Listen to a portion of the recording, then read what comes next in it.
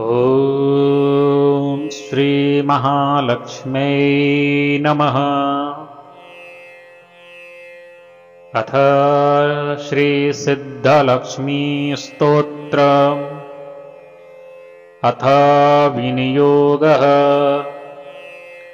ॐ अस्य श्री सिद्धलक्ष्मी स्तोत्रमन्त्रस्य हिरण्यगर्भऋषिः अनुष्टुप्-छन्दः श्रीमहाकाली महालक्ष्मी महासरस्वत्यो देवता।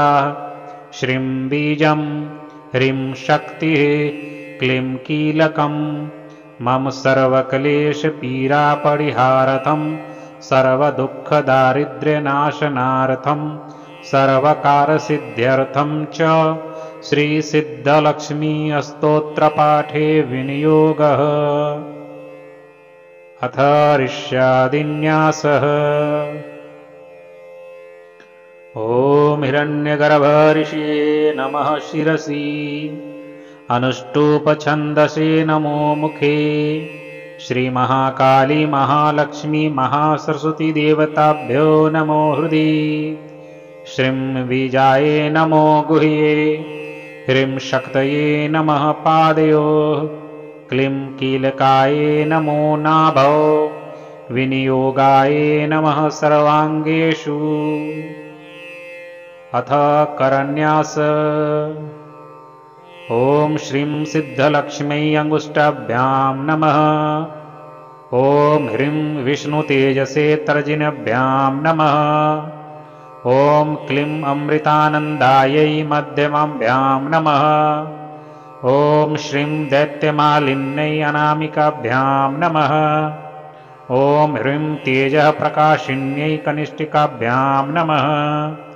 ॐ क्लीं ब्राह्म्यै वैष्णव्यै रुद्राण्यै करतलकरपृष्ठाभ्यां नमः। अथ हृदयादिषडङ्गन्यास। ॐ श्रीं सिद्धलक्ष्म्यै हृदयायै नमः। ॐ ह्रीं विष्णुतेजसे शिरसे स्वाहा। ॐ क्लीं अमृतानन्दायै शिखायै वषट्। ॐ श्रीं दैत्यमालिन्यै कवचायै हुं।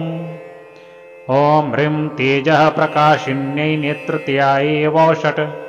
ॐ क्लीं ब्राह्म्यै वैष्णव्यै रुद्राण्यै अस्त्रायै फट्। ॐ श्रीं ह्रीं क्लीं सिद्धलक्ष्म्यै नमः। तालत्रयं दिग्बन्धनं च कुर्यात्। अथ ध्यानम्। ब्राह्मीं च वैष्णवीं भद्रां षड्भुजां च चतुर्मुखीं त्रिनेत्रां खड्गत्रिशूल पद्मचक्रगदाधरां पीताम्बरधरां देवीं नानालङ्कारभूषितां तेजःपुञ्जधरीं देवीं ध्यायेद् बालकुमारिकाम्।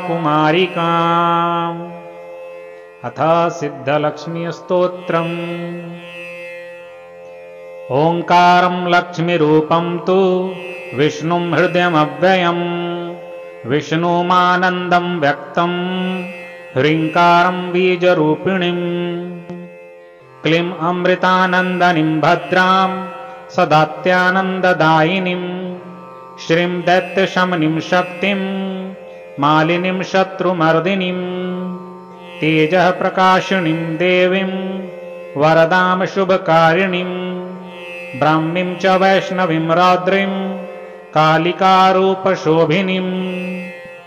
अकारे लक्ष्मीरूपं तु ऊकारे विष्णुमव्ययम् मकारः पुरुषो व्यक्तो देवी प्रणव उच्यते सूर्यकोटिप्रतिकाशं चन्द्रकोटिसमप्रभं तन्मध्ये निकरं सूक्ष्मं ब्रह्मरूपाव्यवस्थितम्। ओङ्कारं परमानन्दं सदैव सुखसुन्दरीं सिद्धलक्ष्मी मोक्षलक्ष्मी आद्यलक्ष्मी नमोऽस्तुते। सर्वमङ्गलमाङ्गल्ये शिवे सर्वार्थसाधिके शरण्ये त्र्यम्बके गौरी नारायणी नमोऽस्तुते।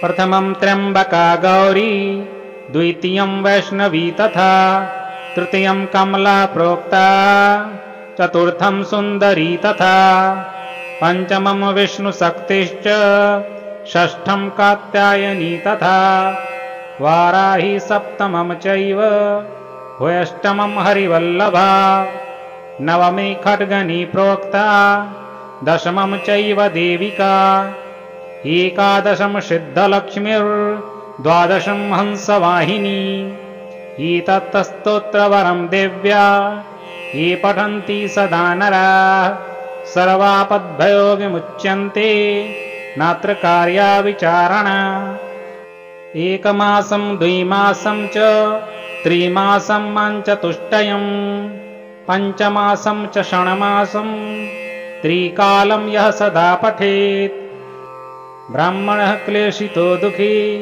दारिद्र्यामय पीडितः जन्मान्तरसहस्रोत्थैर्मुच्यते सर्वकिल्बिषैः दरिद्रो लभते लक्ष्मीं पुत्रः पुत्रवान् भवेत् धन्यो यशस्वी शत्रुघ्नो वहिनी चौरभयेषु च शाकनीभूतवेताल सर्पव्याघ्रनिपातनी राजद्वारे सभास्थाने कारागृहनिबन्धने ईश्वरेण कृतं स्तोत्रं प्राणिनामहितकारकम् अस्तुवन्तु ब्राह्मण नित्यं दारिद्र्यं न च बाधते सर्वपापहरा लक्ष्मीः सर्वसिद्धिप्रदायिनी।